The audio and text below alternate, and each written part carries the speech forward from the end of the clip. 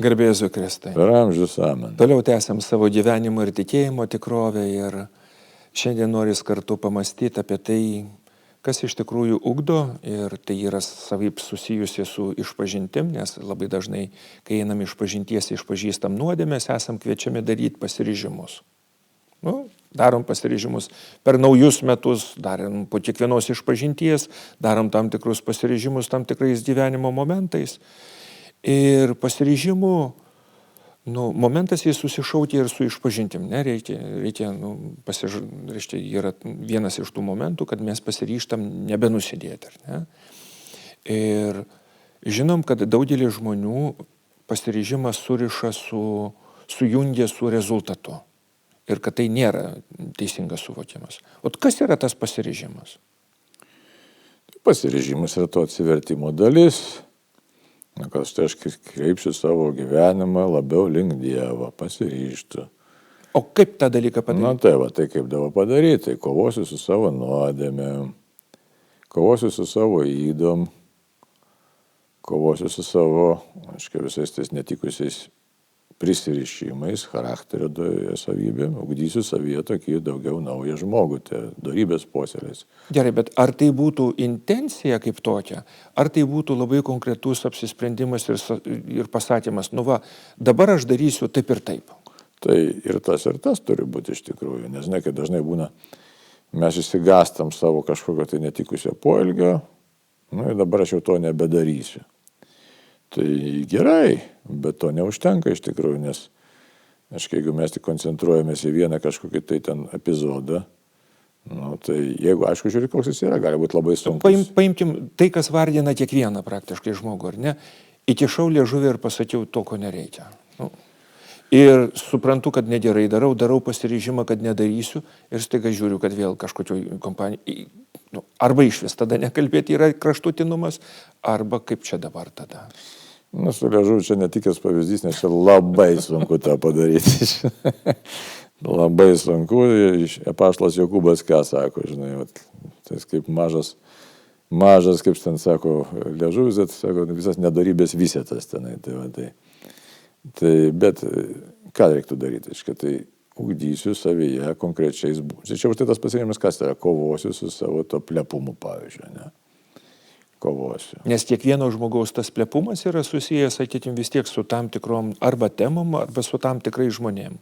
Arba tam tikra tema, kuri mus domina ir mes jį aštri mums, arba žmonės, kuriem pataikaujam ir tada įsivėliam į kažkokius tai nereikalingus pokalbius. Tai gali būti ir kitokių pasiryžimų, kas išgėrinėja, pavyzdžiui, ne? Kovosiu su savo išgėrinėjimu, ten kas kokią gašlybę nusideda, su savo gašlybę kovosiu, nes matai, yra skirtingo lygio ir tos nuodėmės, yra mirtinos nuodėmės ir yra tiesiog įpročiai, kurie, nėra tokio, sakysim, pagal tą jau nuodėmių svarbumą mirtini, bet jie yra parazitiniai, tokie kenkiantys dvasiniam mūsų stovi. Tai žodžiu, bet kokiu atveju pasiryžtų kovot su tą nuodėmę ar su nuodėmė visą tą kažkokią tai, tokia, ne visumą, bet tiesiog su tą nuodėmių gausa ir kažką tai konkretaus darysiu, kad to nebūtų. Yra tekę girdėti ir skaityti, kad paprastai pasiryžimai yra daromi labai, paprastai yra patariama daryti labai konkrečius ir kažkokiam tai laikotarpiui. Tai būtent jeigu štai čia ir skirtumas, ne vienas dalykas, kad aš save kaip žmogų ugdysiu, tai čia toks abstraktus ir, aš čia ugdysiu kaip tikinti save, bet ir gali būti, kaip jau minėjau, jeigu yra labai konkrečios nuodėmės, tai kad aš su tą nuodėmę konkrečiai kovosiu. Tai dabar irgi bus toks jau, dar toks abstraktesnis, bet jau konkretesnis pasiryžimas, tai su ta dabar kitas momentas, tai kaip aš tą darysiu, tai čia turėtume savo, kaip sakyti, apgalvoti ir taktiką ir strategiją, jeigu taip žinai kalbėti. Gerai, paimtim tokį dalyką, kuris neretas yra nusiminimas. Kuris gali turėti eilę priežasčių, bet tikinti žmogus, kuris nuolat nusimena, krenta į kažkokius, sakykim, tokius vidinius marazmus ir kitus dalykus. Ką jis konkrečiai galėtų daryti, konkrečiai, kokius pasiryžimus ar ne, kad jie galėtų būti kaip atrama, sakykim, išlipti iš to. Labai sunki tema čia, nes dabar žiūrėk, jeigu žmogus eina išpažinties, gydymo sakramento, šiandien net nėra, negali sakyti, tas nusiminimas net nuodėmė tokia tiesioginė prasme. Nu, bet žodžiu, pasiryžta aš. Netobulumas jau. Netobulumas, ne, dabar, o koks šaltinis to netobulumo? Kaip man dabar kovoti su to, aš nebūsiu nusiminęs, tai čia lengva pasakyti, nebūsiu. Ir kaip tą padaryti? Vat būtent. Aha, tai štai čia faktiškai gali tokį savo išsikelti tokį pasiryžimą, kurio tu niekaip net nepajėgus esi pats vienas įgyvendinti. Tai ir paskui graužti save, kad štai man to nepavyko padaryti. O čia reiškia, tada reikia ieškoti kelių, kad pamatau problemą, kuri manyje yra. Ir tada jau galvoji, kaip man tą problemą, tą tiksliau, netobulumą, ar tą įdą, ar tiesiog net varginimą iš tikrųjų, kaip man jį spręsti. Vienas iš tokių dalykų, įsiterpiant ar ne, turbūt ir pačiam yra ne kartą tekę kalbėti, kad žmogus sako, aš darydavau pasiryžimą ir galiausiai tie pasiryžimai subliūkždavo. Dabar aš nieko nedarau. Nes matau, kad nieko negaliu pakeisti ir yra taip, kaip yra ir viskas. De facto užfiksuoju tokį būseną ir tiek. Tai čia blogai, nes tada ateina toks nusivylimas ir aš jau pasiduodu rezignaciją tokia, žinai, tegul būna taip, kaip yra. Tai čia net krikščionių netinkamas dalykas, nes yra kova. Tik tai tiek, kaip tą kovą kovoti, tai tam reikalinga ir pagalba. Pagalba kokia? Tai aišku, reikėtų gero nuodėmklausio arba tiksliau dvasios tėvo reikėtų. Ne? Žmogaus, kuris pamatytų, vadovaudamasis dvasinio gyvenimo principais, kaip su tuo galima būtų kovoti ir ką galima konkrečiai padaryti. Dabar, jeigu sakysime, kalbant apie tą patį nusivylimą, tai žvelgiant į šventą raštą, tai gali tada galvoti, kad štai dėkojimas yra labai gera priemonė prieš nusivylimą. Ne? Dievo meilės meditacija, adoracija. Meditacija tai labai geras dalykas, čia dykumų tėvai rekomenduoja, kad štai sėdi prieš kryžių ar tiesiog taip susikaupęs ir bandai panirti, kad tiesiog priimti tiesą, net ne mintimis, bet čia vėl turi kažkas paaiškinti žmogui, kad štai aš priimu Dievę tavo meilę, tiesiog aš esu meilės objektas, tu mane myli, bet čia net turi išeiti iš minčių tiesiog į tokį į meditaciją, bet čia taip nėra paprasta, tai lengva pasakyti, kad tai, nes gali numesti žmogui tokią frazę, žinai, tu dabar nusivylęs, kovok su to, pamedikuoja, tą padaryk, žmogus, žinai, jis dar labiau pasimes, nesakys, aš to net nepajėgiu padaryti. Tai čia labai toks nedėkingas dalykas, tai už tai, bet priemonių tai yra. Paskui kitas dalykas, sakysim, nusivylęs. Galbūt net ten yra, sakysim, ateina problemos iš šeimos, o dabar Lietuvoje be galo daug šitų dalykų. Ir daug mūsų tėvų labai gaila, tai aš savotiškai piktas esu, bet ką darysi. Išsiskiria tėvai ir jie paskui po kelių metų atveda savo vaikus, kurie ten depresija serga, ten šizoafektas, koks sutrikimas, ar dar kas nors ten, žinai. Ir sako, tai čia mano gyvenimas, čia vaiko gyvenimas, kodėl jis dabar toks yra, reiškia, toks nusivylęs ir nelaimingas ir visko nepatenkintas. Vaikas jaunuolis, ten dabar užaugęs žmogus. Tai va dabar, kodėl? Už tai, kad tas vaikas išgyvena, buvęs vaikas kažkada išgyvena šeimoje krizę. Ir ta krizė, tas liūdesys, atstumtumo pojūtis, sakysime, vienišumo, nereikalingumo, nemeilės, pažeminimo, tas išgyvenimas, tai galim sakyti net kitaip, net potrauminis sindromas, jisai liko. Ir dabar tu tam žmogui pačiam pasakyk, kad, žinai, susitvarkyk su savo šito viso reikalu. Net, pavyzdžiui, jeigu žiūrėsime katekizmą, pavyzdžiui, kas kaip masturbacija ar dar kas nors, kartais būna kaip nerimo išraiška ir žmogui labai sunku su savim susitvarkyti, nors tai yra sunki nuodėmė. Tai dabar reikalinga tame ir dvasios vadovo pagalba, reikalinga galbūt net ir psichoterapeuto kokia nors pagalba kvalifikuoto žmogaus, kuris padėtų pažvelgti tavo vidą, arba rekolekcijos kokios nors, išgydymo, atleidimo rekolekcijos. Taip, kad šitoks yra ilgas kelias ir štai tuose pasiryžimuose, neužtenka tik tai sakyti, aš dabar padarysiu. Čia ne visai taip čia. Gerai. Vieną principą pasakysiu. Ir dar supras, kad pagal nematomos kovos principą išganimo kelyje aš neturiu pasitikėti savimi. Aš tik noriu ir stengsiuosi. Bet malonė ateina iš Dievo. Tai va, taip, kad čia prašy Dieve, tu mane vesk taip, kad aš tikrai pasikeiščiau. Tai va, įgyčiau laisvę. Iš tikrųjų pasiryžimas tai yra kas laisvė nuo nuodėmės. Rezultatas turėtų būti. Laisvė. Nes kol aš esu nuodėmė, aš nesu laisvas. Tai.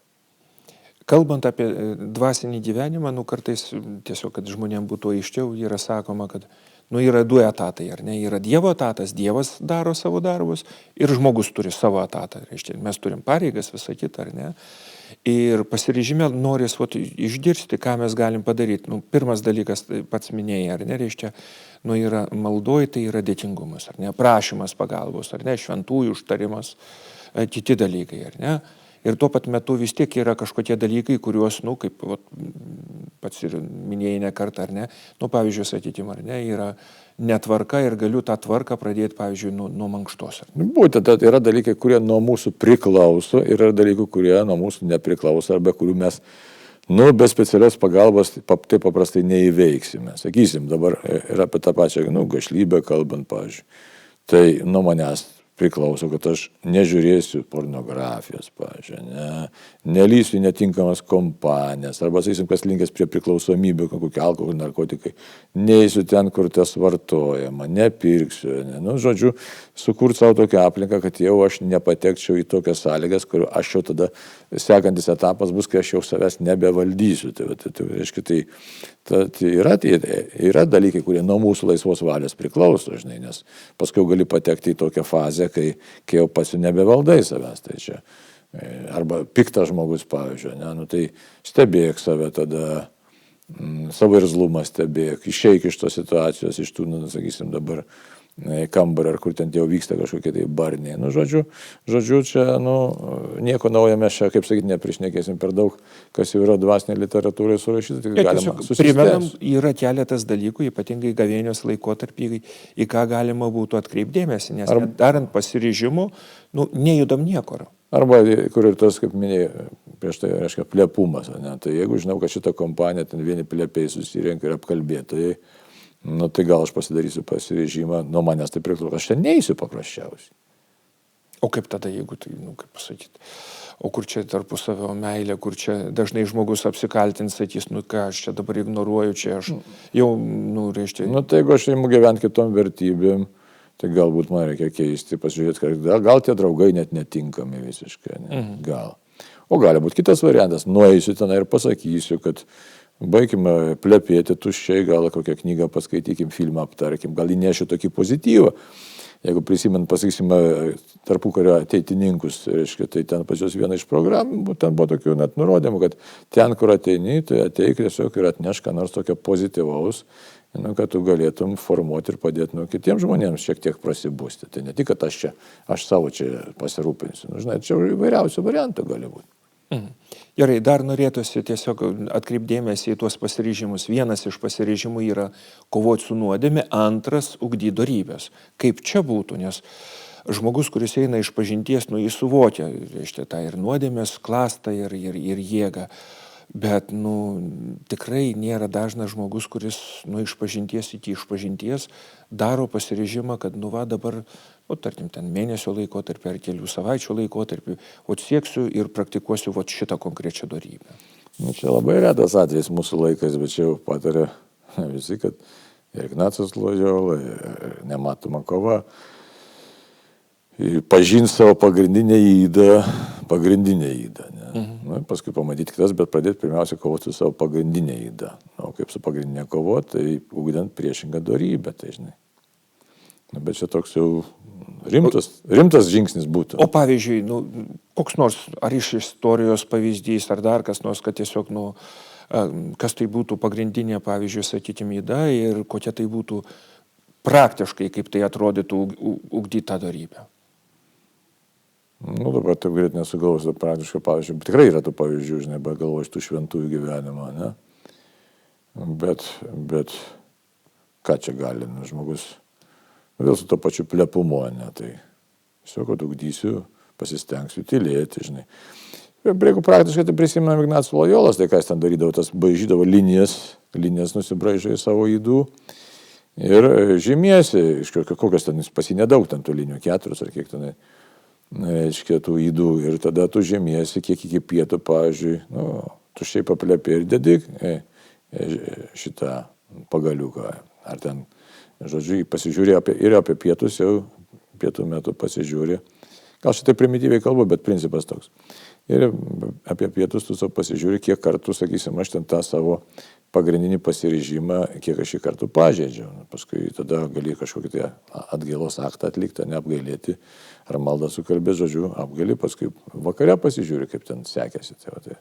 Gerai, jeigu paimtumėm tingumą, kuris, reiškia, tikrai yra pakankamai populiarus, ar ne, reiškia, neišmintingas laiko praleidimas.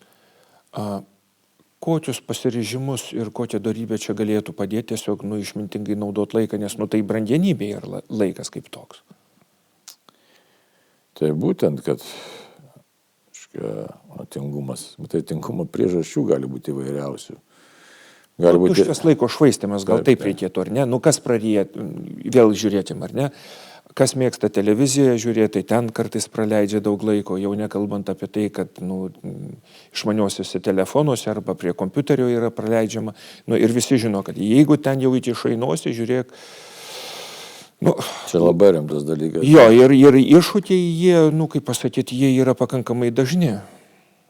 Ir kokią dorybę, ką galima padaryti? Nusistatyti laiką kažkokį.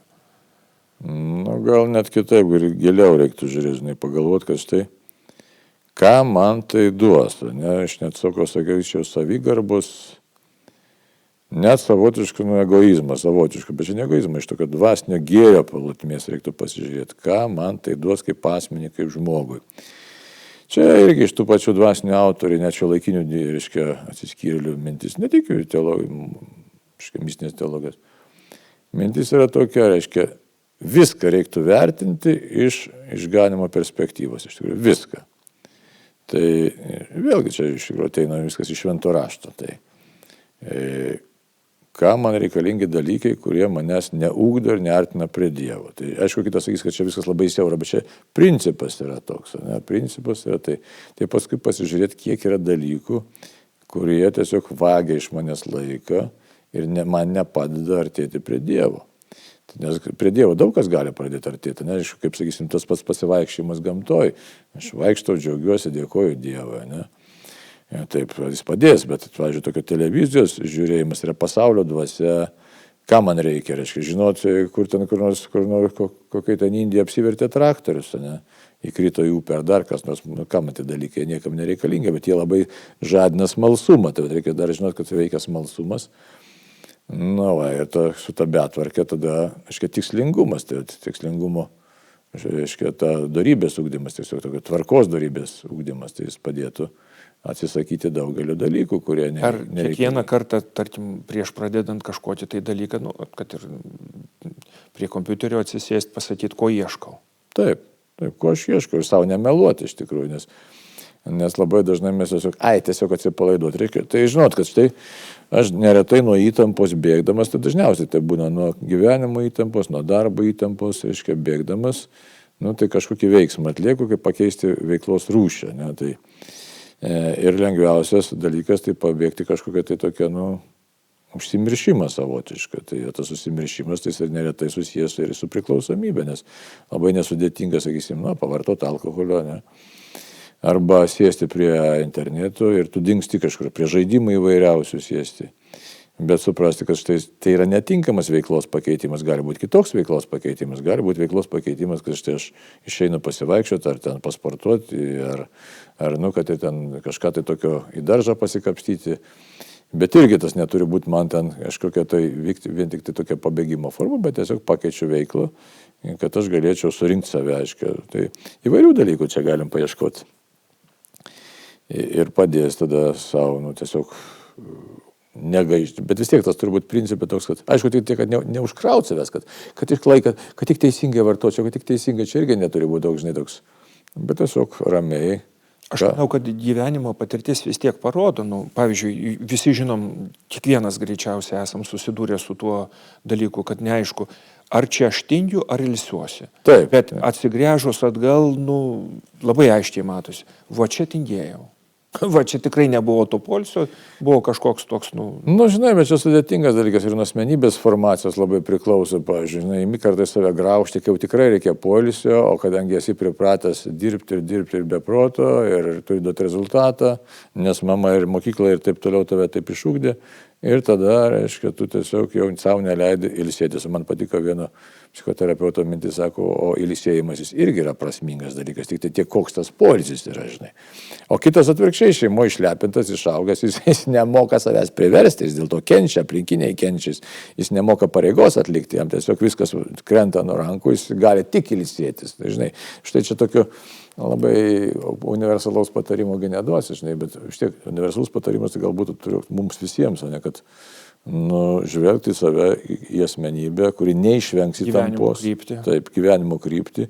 Ir kaip Viktoras Franklis, kaip sako, įtampos tu neišvengsi niekaip gyvenime, niekaip, nes įtampa reikalinga. Taip, kad savęs tas privertimas kažkiek, tai jisai visą laiką reikalingas. Yra valios ugdymas reikalingas, tik tai tiek, kad taip pat ir pamatyti savo tos tikrus poreikius, kad man reikia ir pailsėti.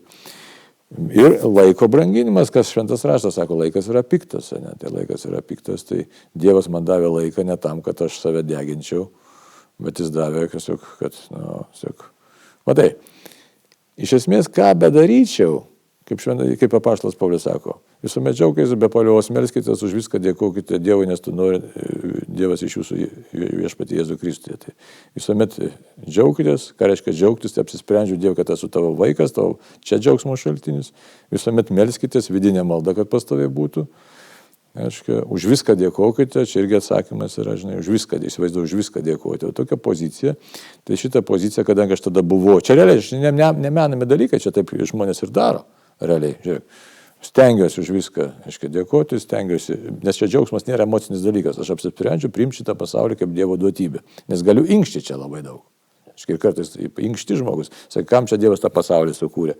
Bet vis dėlto paskui proto apsisprendžiu, vis dėlto Dieve, tu žinojai, kam tu čia viską padarei, kam čia mane paleidai, ir tada pasilieku maldoj. Jėzau, tu čia esi, tu esi tikras, tiesiog mane matai, vedi mane, man tas tenka kovos laukas. Tai tokie dalykai, kai aš kovos lauke esu, tai fronte, tugi, jeigu dabar kaip ir Ukrainoje karas vyksta, ar kam teko susidurti su karu, tai tengi žaizdimais neužsimsi. Tu dalysi tokius veiksmus, kurie yra reikalingiausi, patys reikalingiausi tam, kad mes, supranti, išgyventume ir nugalėtume priešą. Tai gal čia būtų to galėtume ir baigti tą formulę.